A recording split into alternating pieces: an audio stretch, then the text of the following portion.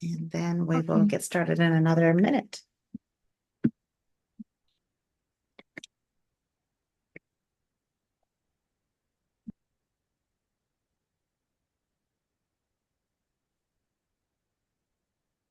Okay.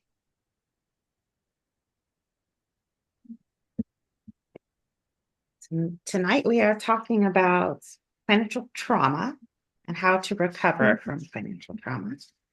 So I'm going to bring up some slides, but Nazira, if you're the only one that's here, we can treat this kind of like a coaching session. So you are welcome to just interrupt me, ask any questions that you have. If I'm going too fast or too slow, please let me know. But let's just pop over to the slides. Just start. Okay. Yeah, we're talking about recovering from financial trauma. So our objectives this evening is to deeply understand what financial trauma is and how it shows up in our lives. Last month, we actually did the whole hour on just what is financial trauma. I could talk about it for hours and hours and hours. So we're going to try to talk about it as deeply as we can in this time. We're going to discuss some of the negative outcomes of financial trauma. And we're going to talk about one quick win. So one thing that you can start doing today, if possible, to begin lessening the impact of financial trauma. And then we'll have, if we have time, we'll hit two longer term skills to further lessen the impact of financial trauma. So we support using our work only for your own personal development, but we do not, we ask folks not to use any of the materials, concepts, properties, or tools from this class for the purposes of compensation or contracts. Let me see who we've got coming in. Sangeeta.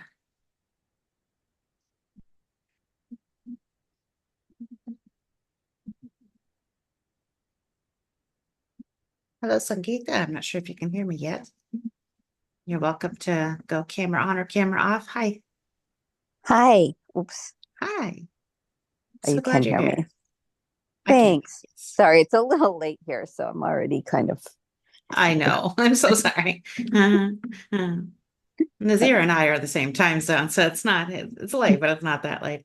We're going to kick right back over to slides real quick. Yep, here we go. So let's first talk about what financial trauma is. So within this company, within my curriculum, we define financial trauma as a lasting emotional behavior responses to a disturbing financial event or a memory of an event. And these events, although we're calling them financial events, can either be directly or indirectly related to, I think it did, to financial events. So everything that happens to us, every choice that we make, every conversation that we have is in one way or another, directly or indirectly, a financial event. That's what, when we talk about finances being holistic, that's what we mean. Every part of your life touches your money, and your money touches every single part of your life. So something that is ostensibly not financial could result in financial trauma. So they're the obvious causes of financial trauma. And I'm betting you probably could come up with a couple of these. Let's see how I do.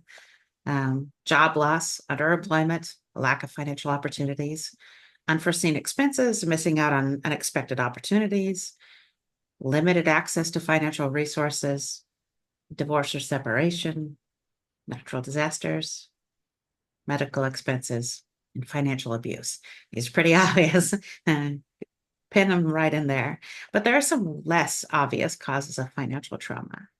Financial enmeshment, which actually is also sometimes called financial incest, as a child or later on in our youth. Early childhood experiences and those inherited messages and that we receive around finances. Negative interactions with financial institutions and financial professions. This can sometimes and frequently does take the form of like discrimination. Being financially dependent upon another person, a partner or a parent, and having others dependent on you financially, partner, parent, grown children. Systemic economic inequality. There's that. Just the discrimination can fold in there as well. And then, of course, our own internal shame, judgment, regret, guilt, the pressure that we put on ourselves can also result in financial trauma as well. So we don't need to respond in chat. There's three of us. So how do you think financial trauma can impact a person's life? Maybe not your life, but anybody's life. And if you don't care to answer, that is totally okay. We move on because I have answers. But okay, we'll carry on. Let's see what I came up with. And of course, everyone is different. The impact and causes of financial trauma are different, but the impact on our lives of financial trauma could look like not being able to trust ourselves, feeling that sort of brittleness, that sort of lack of resilience, feeling fragile, feeling kind of tossed about. Very common. Procrastination, hesitation, avoidance, that kind of a thing. Difficulty making decisions, that sort of brain fog, cognitive sort of not decline, but difficulty making decisions cognitively. Overall, just not feeling safe. That is one of the indicators that we use when we're thinking about financial trauma with our clients, is the fact that the person doesn't feel safe no matter what. Another indicator is worrying about money rather than caring about money. There's a distinction there between worrying about money and caring about money. We will talk about this if we have time tonight. Mental health concerns, anxiety, depression, and shame. Shame is one of the biggest indicators that I use when thinking about financial trauma. And that's true of a lot of different kinds of trauma, not just financial trauma, is that shame comes right along with it pretty much all the time. Physical health concerns, lack of sleep, delaying medical care. Got someone coming in here. Let's see who this is. It is Whitney.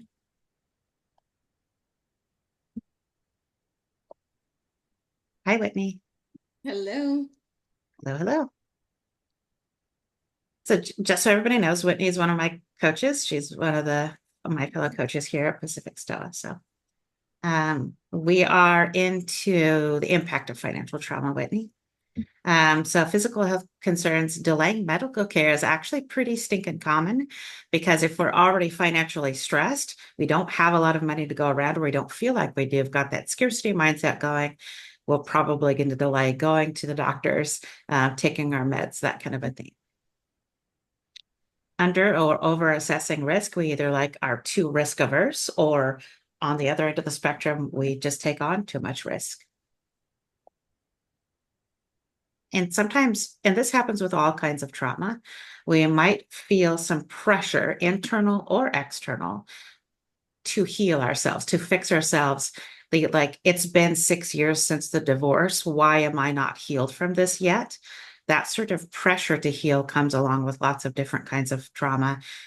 With financial trauma, it's a little more pronounced, I think, but I don't see. People don't come to me with other kinds of trauma. We only talk about the financial side of things because we're not therapists. But that pressure to be I should have been on my feet by now. It's been 6 months. It's been 2 months. It's been, right? We have sort of a lot of expectation around that, which translates to a lack of empathy for ourselves. And of course, because of that, there can be negative impacts on our close, important relationships. So the question I get asked, cool, yes, Hannah, we get what financial trauma is. Moving on. What do we do about this? Most people try one thing in particular. Any guesses what that, except for Whitney, any guesses what people try to do if they're trying to recover from financial trauma? Well, I know what I do, which is that I try to take everything on at once, create a budget, and then think I'm gonna solve everything. And of course, none of it fizzles out. I think you nailed it. It's beautiful. we try to restrict ourselves and just finally, just for once, for the love of God, just stick to a budget, right? And you said fizzled out, and that is incredibly consistent, right? And along with that comes that sense of failure. And another word for failure is shame. So there's trauma's best friend, trauma's BFF, shame. One causes the other. They get them. That's like a feedback loop. The more trauma there is, the more shame we feel. The more shame we feel, the more we are likely to traumatize and re-traumatize ourselves. So yes, exactly. So magically expecting yourself to stick to a budget or restrict yourself in the perfect way, there's reasons it doesn't work. And in our work, we kind of like, you can kind of think about tools in different ways. We separate out the tools and talk about them in different ways. One way to think about them is that there's relationship tools and that there's system tools. The relationship tools are not just like your relationship to your partner that you're sharing your financial life, but your relationship to money. And financial trauma lives within the domain of your relationship with money. Budgeting is a system tool. It lives in the system domain. And you can't use one to fix the other. So you can't use a system tool to fix a relationship problem. You can't use a relationship tool to fix a system problem. And of course, this is I'm oversimplifying this dichotomy. Some of the tools that we teach and talk about are both, but for the most part, you could kind of think about them being tools being kind of chunked up into those two different domains. Oh, yes, I should just read my slides. It's like trying to fix a compound fracture with a root canal. Orthopedic surgery and dental surgery are both valid treatments, but only when the injury or illness calls for them. Repeated attempts and failures to stick to a budget, focus on our needs, and restriction will likely reinforce trauma and this messaging. Financial trauma reinforces that we cannot be trusted. That's the message that we receive. And I'm sure you're starting to see that there's a cyclical nature to this, right? The reinforcement that we can't be trusted will likely result in financial trauma, and financial trauma. Financial trauma reinforces the fact that we can't be trusted. So this becomes a snake eating its own tail. And I can't be trusted is a kind of shame as well. So like imagine you're a 6-year-old kid, and you're having a great day at the beach. And your parent says, it is time to go. And you say, as this child is saying, I would prefer not to go right now. I am not done being at the beach. And parent says, look, child, we need to go. And now you throw a temper tantrum, right? And eventually that parent is going to do what to your screaming 6-year-old self? What do you think? Drag you. You're going to physically force you into the car, right? Mm-hmm. Right. It already takes 45 minutes to get in the car, and I'm not sure why. It always took 45 minutes to get in the car. So what we learn from these childhood experiences, in the part of our lives when we should be learning to self-regulate. And I'm not saying anything bad on our parents. I was a child of the 70s. So I'm like, I absolutely got my ass down into the back of a Plymouth Fury many times because this child is basically me. This isn't me, but it could have been. So at a time in our childhood when we should be learning how to trust ourselves, how to regulate ourselves, we instead learned the only way that I can get things done is to be forced.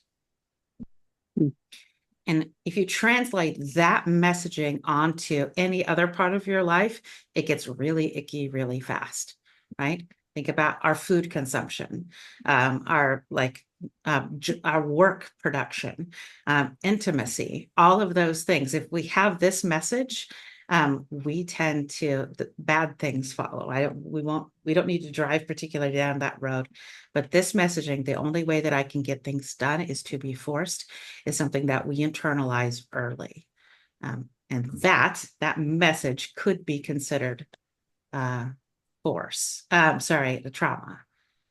Actually, that ties into something, Whitney, that we've been talking about. Does this pull any threads for you? It brings up two things. Not sure which one, but one of them is worry versus care, but the other one is harmology versus um, MI and helpfulness.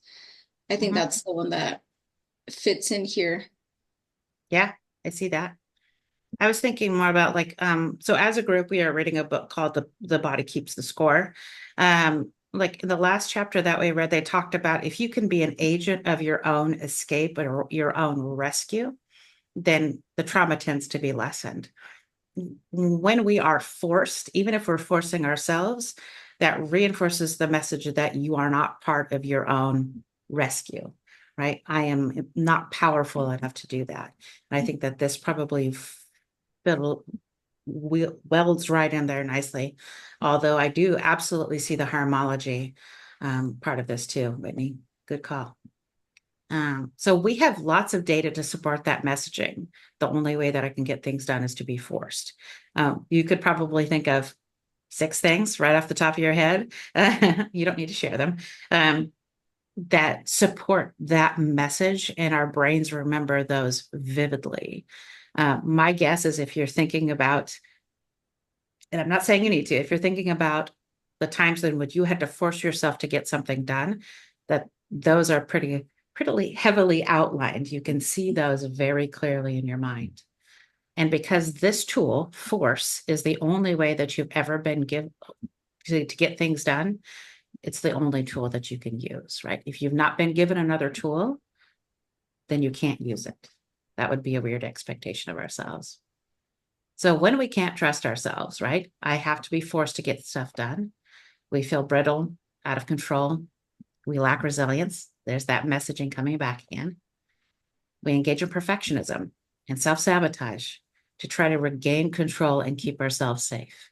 Sometimes this can look from the outside like inappropriate behavior. It can look like acting out. It can look like rebellion and resentment. It can look like counterproductivity stuff. And all of it is an effort to regain control. And that means keeping ourselves safe. Control equals safety to our brains.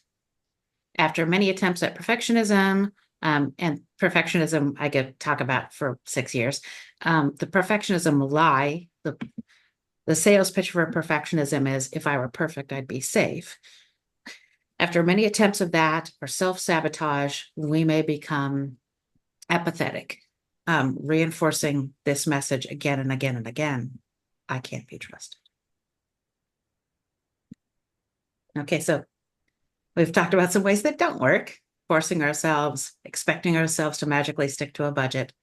So how do we solve financial trauma? And again, more things that don't work. Counterintuitively, their answer may not be to heal, stop, shut down, or kill financial trauma. We want to shut down, avoid anything that has the potential to hurt us. That is a natural thing. If something has even the possibility that it's going to hurt us, we will naturally turn away from that. That is instinctive.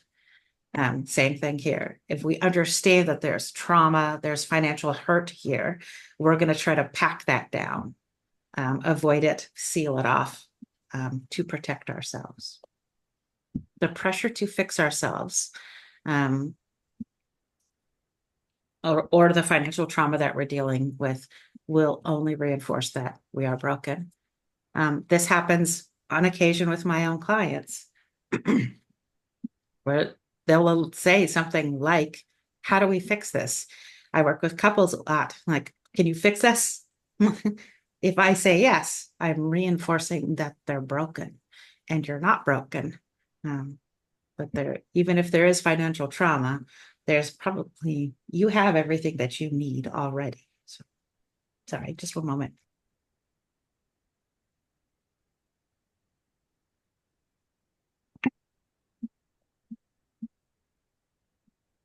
As we try to fix, heal, solve, the trauma itself and the fixing of the trauma begins to define us. It kind of consumes us and becomes our entire personality.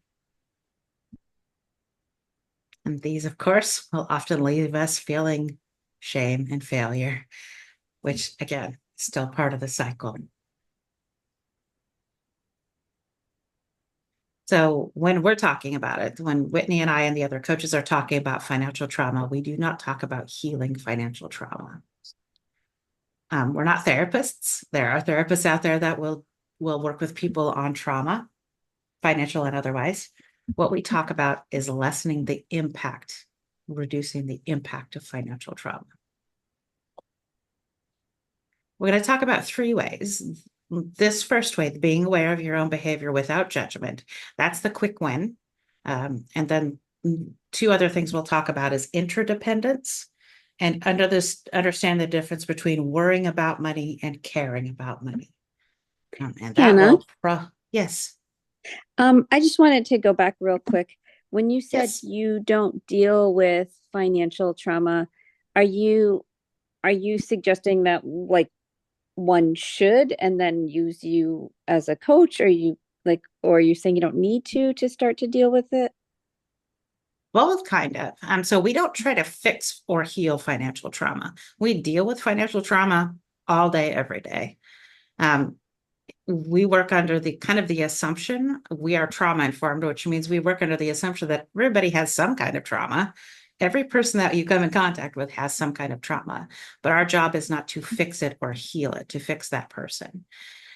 We can kind of like trauma and grief have a lot in common. I don't know if you've ever experienced a time of grief. Like that grief sits in your heart, right? And it never quite goes away. And trying to solve grief doesn't work, right? I'm just going to solve myself of grief today. Not going to work. What we can do is lessen the impact of trauma, the impact of grief. I mean, I'm not a grief coach, but we can lessen the impact of that. And there's lots and lots of tools to do that, more tools than there is to heal from the trauma itself. And both are really good endeavors, but the healing of trauma, financial or otherwise, my suggestion is that is done through a trauma, specifically a trauma therapist, not just any old talk therapist who is helping you optimize, which is still very, very good. But trauma therapists are they're an interesting group. Trauma therapist is different than even what we're doing, although it can and probably should work in parallel. Did that answer your question, Sangeeta, or not so much? Yeah, no, it did. That's helpful. Good. Any other questions before we start talking about self-awareness without judgment? Anna, what does it mean, interdependence? Interdependence. We'll talk about that here in a minute. Interdependence means that you can stand on your own and you are safe and comfortable and confident on your own, but you are better because you are in relationship with somebody else. So these are equal relationships. They are supportive for both people. Both people feel autonomous and like they're their own people, and nobody is subjected to the other one. They're not dependent on each other. They are interdependent. And this is, of course, what we want from marriages, but we also have lots of other relationships in our lives where we can practice interdependence. But we'll talk about this at length. And interdependence, especially financial interdependence, is something, again, that I could talk about for about 3 days. So tonight we're going to touch it carefully, but if we need to, we'll pause there too. So we'll get to it. Okay. Self-awareness without judgment. That being aware of your own behavior without judgment is our first one. All right, so and in your imaginations, I want you to think about a scientist, the scientist out here in the jungle who probably should tie her hair back, or that's going to just get rat's nest in there with those beautiful girls. So this scientist is observing a wild animal. So would this scientist be trying to change the wild animal's behavior? No. No. Why not? I mean, the beauty of it is the animal doing what it does, right? Like that's what her goal is to watch. Yeah. There's there's basically two reasons, although I'm sure we could think of other ones if we wanted to, why the scientist is not going to be trying to change the wild animal's behavior. And the first is respect, right? Like let's just let the wild animal be the wild animal. As a species, we are terrifically bad at this. We tend to want to interfere quite a bit for other species and our own species too. We tend to like interfering a lot. The second reason is because if the scientist is there to do science and they change the wild animal's behavior, they're going to get back messy data. And the scientist is that's probably not super helpful for whatever they're working on. So yes, the scientist is not going to change the wild animal's behavior. Let's say the scientist observes for a while and thinks that she understands the wild animal's normal or baseline behavior, and then watches the animal deviate away from that behavior. Would the scientist try to correct the wild animal's behavior? No. Why not? Same reason. Yeah. Basically. Yes, absolutely. Right? Again, if we're here to be respectful and we're here for the science, correcting, punishment, shame, judgment, all of those things are not welcome. All right, so let's say the scientist observes the wild animal eating a large quantity of something disgusting. But the scientist write down in her notebook, "Oh my God, that is the grossest, stupidest, ickiest animal I've ever seen. Ick, so gross and stupid." Is that what the scientist would write down in her notebook? No. Why not? Because it's not there to be judged. It's just to be observed. Absolutely. Even if the scientist is legitimately grossed out, the judgment, the moral judgment, the value judgment is kind of not important, right? Imagine being the next scientist to get those notes and being like, "I don't know, kid, that was not helpful at all," right? We needed some data. The scientist is there to observe and take notes. So the reason I'm forcing you to tell the story with me is because I want you to be both. I want you to be the scientist, but I also want you to be the wild animal. So this is self-awareness without judgment, is being able to be of two minds at this, having two perspectives at the same time. So just do you, just be your wild animal self, but at the same time, be able to observe your own behavior from that distanced, neutral, non-judgmental perspective. I've never had to teach anybody how to be self-aware with judgment. We all are very good at that already. We come up in societies and cultures and families that teach us how to be self-aware with judgment from the word go. But being aware of your own behavior, whether it's your spending behavior or anything else, without judgment is a skill. It's something you can begin to work on right this second, but it does take some time to work on self-awareness without judgment, because that sneaky shame language keeps sneaking in. And again, I know that I'm probably beating this particular dead horse. Shame and trauma are very tightly bound. So being able to observe your own behavior without judgment gives you grace, patience, grace, empathy, all of those things that you need, or at least neutrality, right? Being able to observe yourself with grace. It is the same as acceptance. And acceptance is not like, okay, well, I made a misstep there, is not the same as that was great. I did a great job of whatever that was. We're not validating the decisions, we're just accepting that they happened. Validation is also a kind of judgment too. Being aware of your own behavior without judgment reinforces your dignity, your self-worth, and here it is again, your ability to trust yourself. Being aware of your own behavior without judgment is the only way to build and iterate healthy systems, and I should say healthy financial systems, routines, rituals that work with your life. But this could be any system.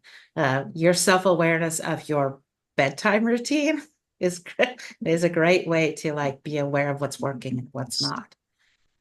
Because being aware of our own behavior allows us to experiment without the shame and judgment that comes along with that sometimes. Hannah, Here you go. Yes.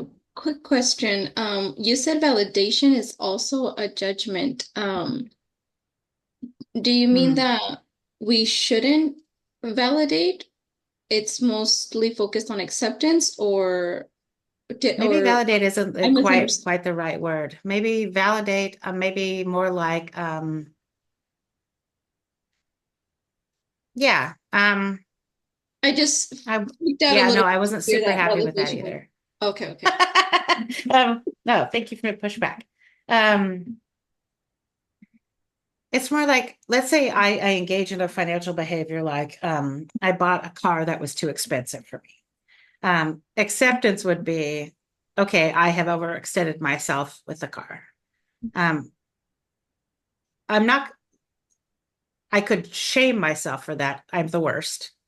I could also say, no, I could manipulate and sort of like gaslight myself into saying things like, that totally was a great decision. Look at all the benefits that come along with a car.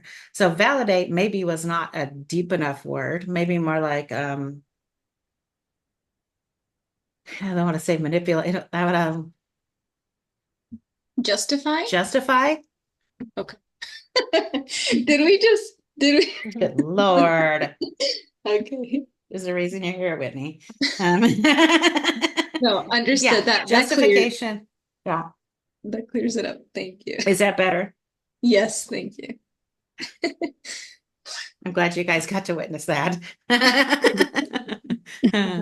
And it's 7:03 in case you need the time. Thank you. I do. Absolutely. Thank you for doing that. Yeah. So let's talk about interdependence.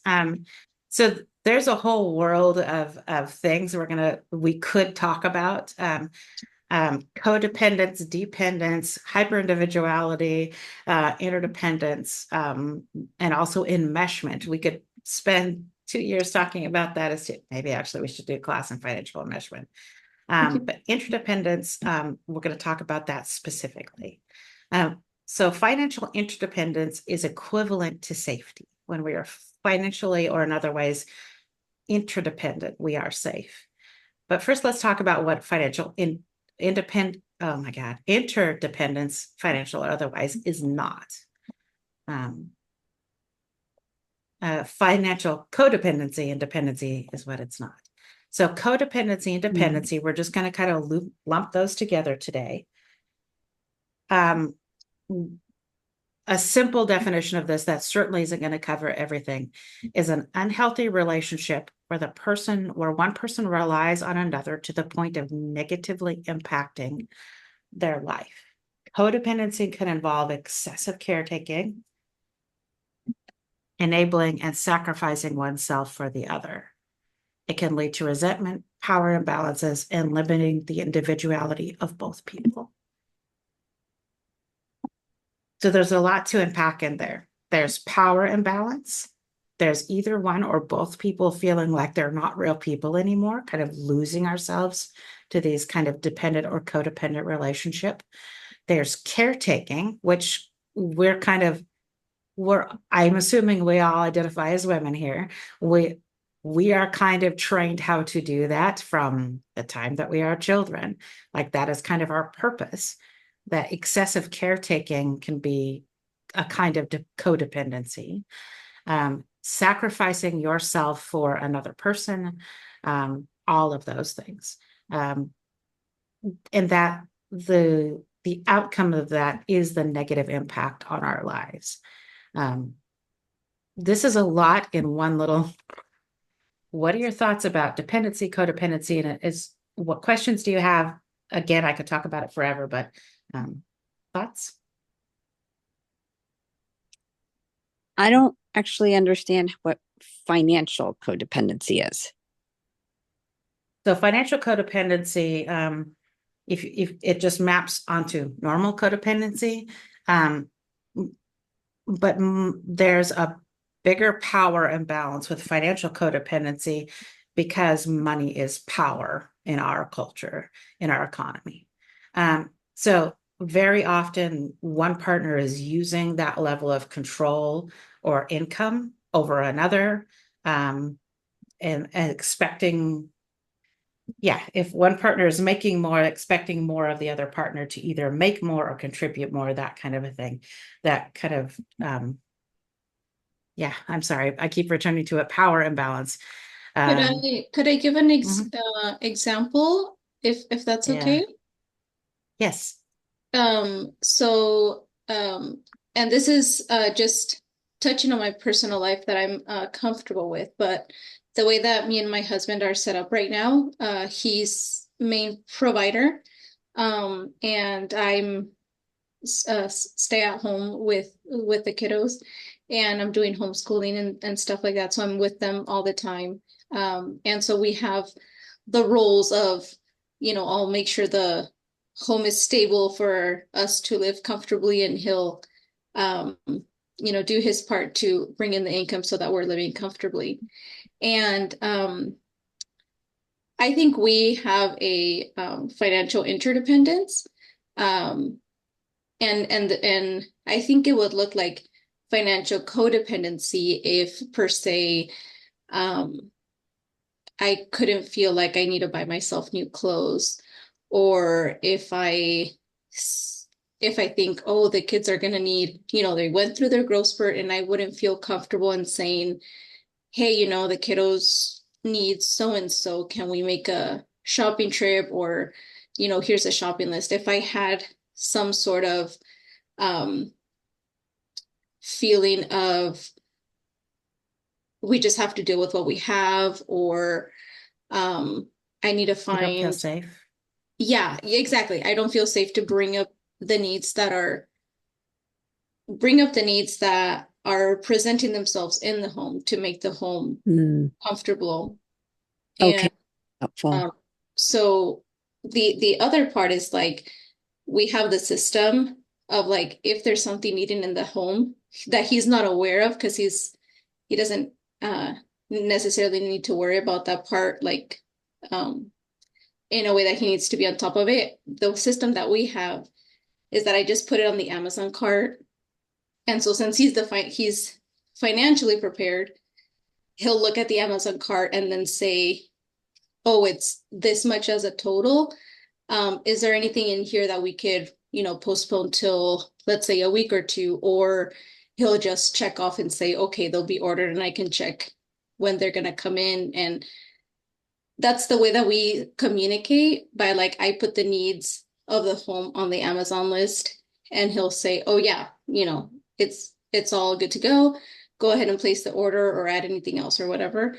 But if he does need some extra time, let's say, he's gonna get paid later, or is expected money at a different time, or what we're looking at in our budget, then I can say, oh, well, I can wait on these items till, at a later time, something like that. So I don't know if that helps to show financial codependency and dependency versus interdependence, but that's an example that I have where I could expand if needed. What do you think, Hannah? What do you think, Sangeeta? Yeah, no, that was helpful. That was Okay. helpful to understand how the the power play works. Yeah, that was helpful. Thank you. Okay. Yeah. So I'm kind of playing with continuing on with these slides, or as pivoting and staying and talking about the different kinds of dependencies here. This is your class as much as it is mine. What do you think? Do you want to carry on with the slides talking about financial trauma? Do we want to pivot or at least pause for a couple minutes and talk about dependencies? What are your thoughts? Um, I'm I'm not sure because I don't know what the information is. So it's sort of Yeah, I know, right? uh, Like I'm offering you two different things. Nazir, do you have an opinion either way? No, we can, I Okay. think, continue. Yeah. Yeah. Whitney, any thoughts? No, I think we can continue. Darn you guys. Okay, good.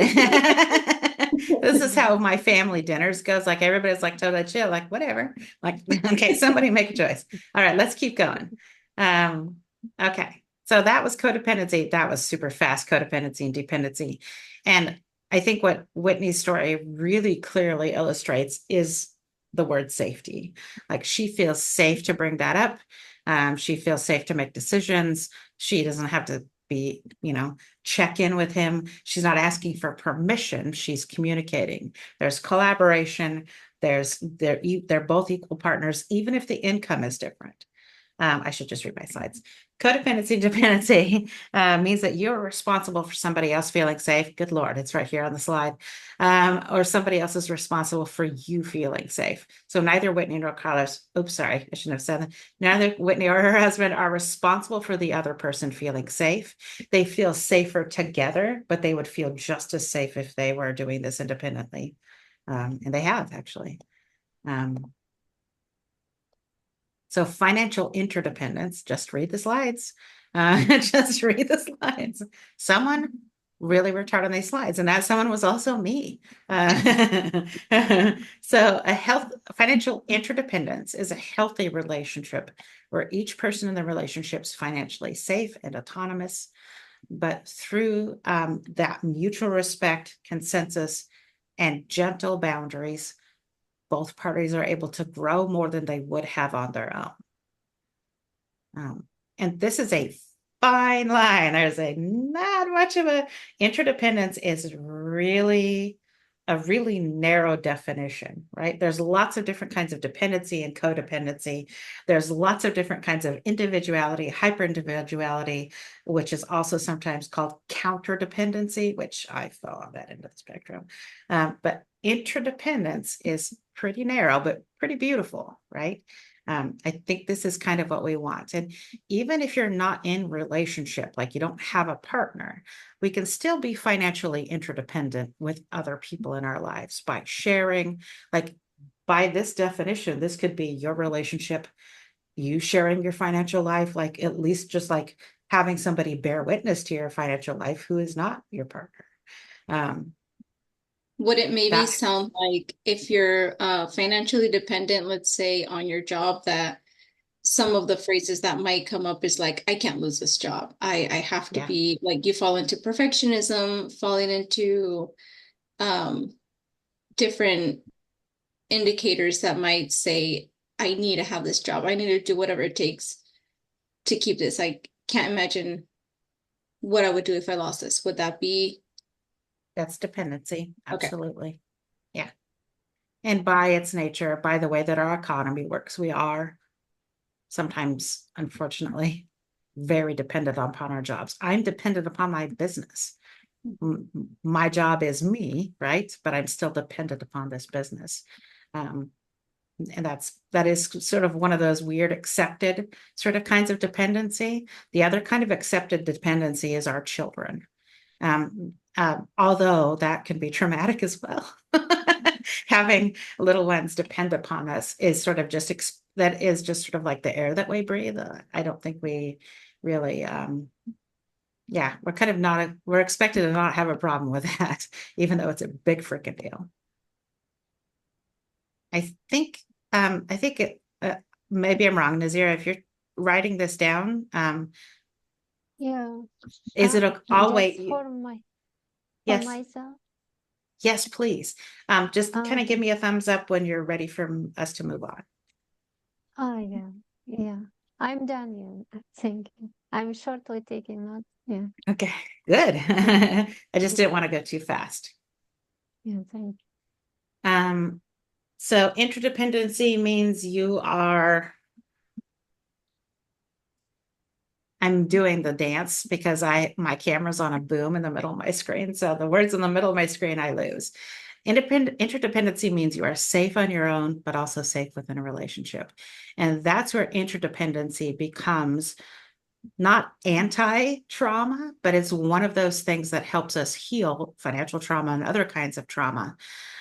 Because even if the trauma and the hurt is still there, if you are safe in this relationship with money and your relationship with other people around money, that helps to reduce the impact of financial trauma.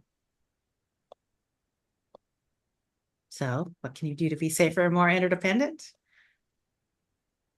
This is, again, the hard part. Begin the work of trusting yourself with money. If you can trust yourself, if you are resilient, you're going to be safe.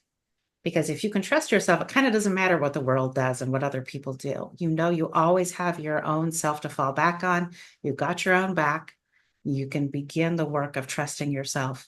And it doesn't take much. One of the best ways to do that is to make a list of all of the ways that you could trust yourself already. If it's not in the financial realm, what are some other domains, other instances of your life where you can reinforce and prove to yourself that you can, in fact, be trusted? Establishing clear but flexible boundaries. You cannot set boundaries if you can't trust yourself. Setting and, more importantly, keeping boundaries is an outgrowth of trusting ourselves.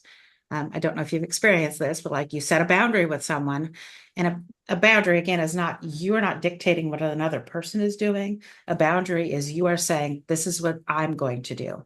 If this happens, then I'm going to do this. If you step over this boundary, if you bring this topic up, for example, my action is going to be that I don't talk to you for the rest of the day or whatever, right? So the boundary is about what you're going to do. And because that's what a boundary is, you have to be able to trust yourself to set that boundary, to keep that boundary, and then if it needs to change that boundary. Sometimes, especially if we go all the way to the other end of the spectrum with hyper-individuality, we tend to be super, super, super inflexible with our boundaries. And sometimes they need to change. And that's just because we change over time and other people do too. So clear but flexible boundaries are super important to that interdependence. This is hard. So hard. Offer and seek support when needed. So there's 4 of us in my little company, and we frequently have the same conversation over and over again, where one of us is feeling a little bit over our skis, like a little bit like kind of like not understanding. I feel a little bit uncomfortable, and we frequently forget that we have 3 other people to fall back on, like to seek out support. And then to offer it as well, if you're not offering support and you're not seeking support, you are basically making a choice for another person. You're saying, yeah, I'm not going to worry you about this. I don't want to worry you with my problems. But then by seeking support, we are giving the other person the option to say, yes, I can support you, or no, I can't. I don't have the capacity for that. If we're not offering support, we're also removing a choice from somebody else.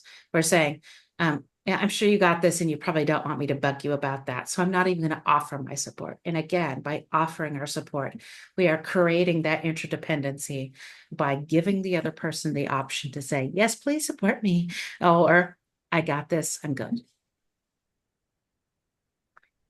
Cultivating open, respectful, and honest communication. Open, respectful, honest. I could say that a million times. We often, especially with English is an incredibly indirect language. So we think we're communicating directly when we're really not. We're really using assumptions, we're using paraphrasing, we're saying one thing when really what we want or need is something else. But we are using a deeply indirect language, and that can come off as, that can close off communication. And of course, respectful and honest. Honest also means vulnerable. So if you're talking about something, especially around finances, and it feels icky and gross, that's probably right where you should be, unfortunately. So maintain your autonomy and celebrate the autonomy of others. If you are in relationship with somebody who is not celebrating your autonomy, that's probably at least a dependent relationship, perhaps codependent. Yeah. Be in relationship with people who celebrate your autonomy and celebrate the autonomy of others and your own. And again, this doesn't mean that this is a romantic relationship. We have a part of our curriculum that's called the Champion Program that I do not do enough work on. But anybody in your life could be your champion. This could be your best friend. This could be your auntie. This could be anybody that you're able to do this with and do this with for them as well. So. Oh, let's talk about a big one. How are we doing on time, Whitney? 7:22. Oh, crap. We're probably kind of a little close. Okay, let's talk about worry versus care. Will you please let me know when we're about 7:26-ish? Yes. Thank you. So worrying about finances may seem like working on finances, but is it really? And the answer is no. No, it's not. When we worry about our finances or really anything else, we are typically focused on negative thoughts, anxieties, shame, fear, and it may feel like we're getting work done because worrying about finances sucks, right? So we're expending energy, so it feels like we're working. We're not actually working. So worry, let's read the slides. Worry is a cognitive process. So it is involving our cognition, and it is a motivating factor, or at least it's trying to. It's trying to motivate us into taking action, but counterproductively, it's not going to do that. It's actually going to freeze us in place, make it really difficult. We get overwhelmed when we're worried. It may actually reduce the likelihood that we will take action at all because we don't know which way to go. Caring about your finances means concern, just like worry, but caring also means attention and intention. So doing things with intentionality, carefully, with thoughtfulness. So let's break down some differences between the attributes of worrying about money and caring about money. And this is not a comprehensive list. This is just to kind of wet the whistle a little bit. So worry and care. So on the worry side, we've got stress, anxiety, fear, dysregulation. Those of you who know that this little hand sign means dysregulation. So what do you think is on the care side? If worry is stress, anxiety, fear, dysregulation is on the worry side, what would be on the care side? I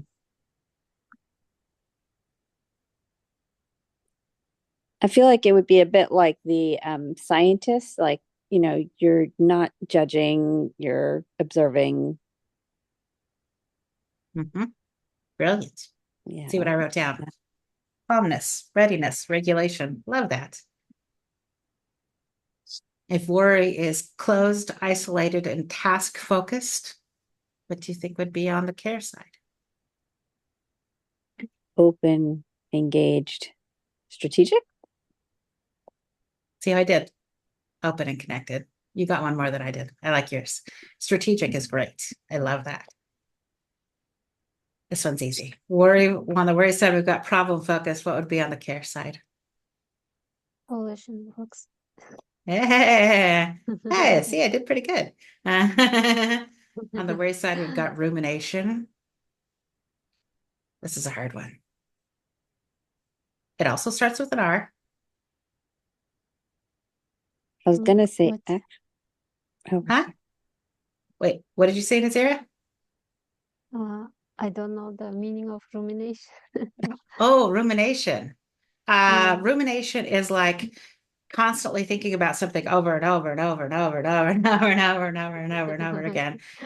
It's like the way that cows chew their cud. That's the actual process they use. They chew it over and over and over again. They're ruminants. They're ruminating. So that's what worry does to us is we kind of like can't get off of that. We just get stuck. And the care side of that would be reflection. So being able to look at the past, being able to learn from it. This is our scientist again, where we are able to look at this from our past experiences, past choices, past experience. I said that twice. With reflection. So more like that scientist that Sangeeta was talking about.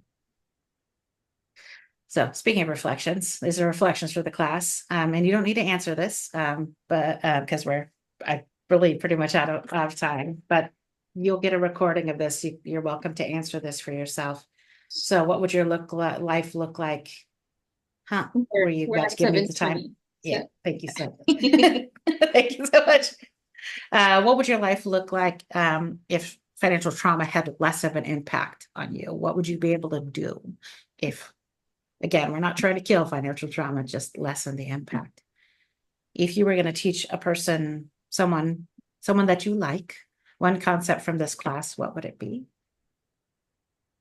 Which of these tools or concepts most resonated with you? And what do you need clarification on? So I have about 10 extra minutes, so I can stay till 7:40 Pacific time. So I have plenty of time for us to talk a little bit further. I don't know if Whitney can stay a little I bit later, can. but if you have questions, observations, anything that you'd like to add, stories, you are welcome to stay. Otherwise, you're welcome to also go. So I'll drop out of this so you're not looking at this silly slide. Yeah. What are your thoughts as we close up here, folks? Unless you will need to go. I thought this was really helpful. Because I've done so many budgets that have gone nowhere. And so many, and the shame piece, like the beating yourself up. I also have to think about how the codependence works in my household, because I think there's definitely some of that going on. Anyway, I appreciated the framework. I think that was really helpful. Thank you. Thank you, Samantha. Any other feedback? I love feedback. Yeah, thank you so much. It was so helpful for me also. And then I was thinking that I'm the only one who feels shame, Oh no. worries. Oh no. No. Yeah, I realized that I'm not one. And then I like the part that worrying, like when we worry, we feel like we are like caring, but it was the not right. Yeah. And then that part that scientists and then animal, that part is also was very interesting. Yeah. Thank you so much. We learned a lot of things. My pleasure. Thank you. Thank you all for being here. I think it's the light keeps going I know, out. I don't know what's going on. Sorry. It's okay. As long as you're okay. I should have mentioned at the top, this is not that next month should have looked this up. I'll look it up in a moment. We're going to be talking about shopping addiction. I figure what better to talk about in December than shopping addiction. So you are welcome to sign up. You may have seen that where you signed up for this one. I'm going to try to sneak over to my calendar and actually check to see the dates. It'll be the same time. It's December 12th. Yeah, you would actually, it would be underneath the sign up for this class was the sign up for that one. Love to see you there. If you want to bring friends, that is fantastic as well. But yay, I know we always talk about such lovely topics. Good. Any other thoughts? And I think I saw on the sign up, I don't know how I missed it, but I didn't see the part 1. I think this said that this was part 2. This is part 2. Yeah. Is it possible to see the recording for part 1? Yeah, I believe it should be up on YouTube. I can send that to you. Yeah. Oh, I didn't know you had a YouTube account. That would be. I do. We do. Okay. It's just not well. There's like I just put stuff up there and I'm like, yeah. It's not meant to be. Yeah, I'll just make it available to you. Okay. I'm not trying to be popular on YouTube, is what I'm saying. I'm just using it to hold my videos, basically. So, Oh, okay. Yeah, you'll see some of the same things that we talked about, especially at the beginning when we were talking about what financial trauma is. You'll see that duplicated on October last month's with more depth. So I will absolutely do that. Yeah, good. Any other thoughts or observations? Or I'm not going to kick anybody out, just so you know, not for another couple minutes or at least. Anything else that you folks might need clarification on, I guess is probably a good way to end. Do you have any tips on how you go from judging to observation? It's almost like I have to say to myself when I'm trying to do that, like, you are observing now. And then I'm like, well, am I That really works. observing? Because I feel like I don't really, I don't know. Because it feels so Right. And forced. it's right. It feels very weird and very foreign to just observe ourselves without judgment. And I want to really reflect that is feedback I get frequently. Is like, what are you talking about? Like, how do you actually do that? I guess probably the analog that I would offer is like, how does your left pinky toe feel right now? How's it going down there? Kind of neutral. Seems to be doing, yeah. doing. So, so that's the kind of check-in.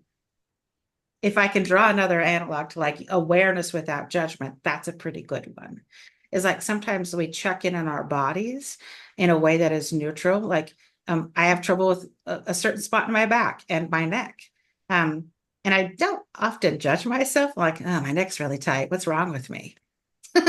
Nobody says that. I hope nobody says that. Like, that spot in my back is really bothering me today. I must be the worst person in the world. Like, we don't do that. So I think that if you can kind of get the sensation of like how you check in on your body, and like transfer that over to your behavior, that's about as close as I can get. Does that help at all? That's Yeah, sort that of does. yeah. We're pretty skilled about checking in on our bodies. It's a similar skill. It's not quite the same, but the sensation of it is pretty similar. So, any thoughts around other ways that we could be aware of our own behavior without judgment? Open to suggestions.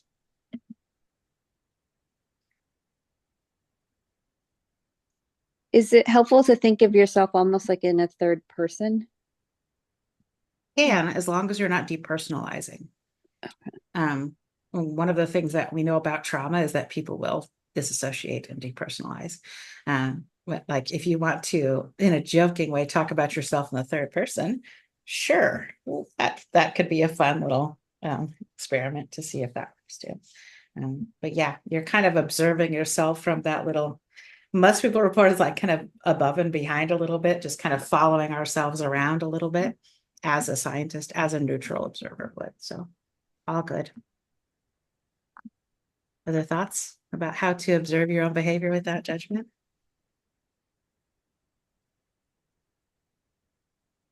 Okay. Wonderful. I guess thank you all for being here, and I guess we'll say goodbye for now. Does that sound okay? Thank Thank so you. much. Thank you so much for your time. Mhm.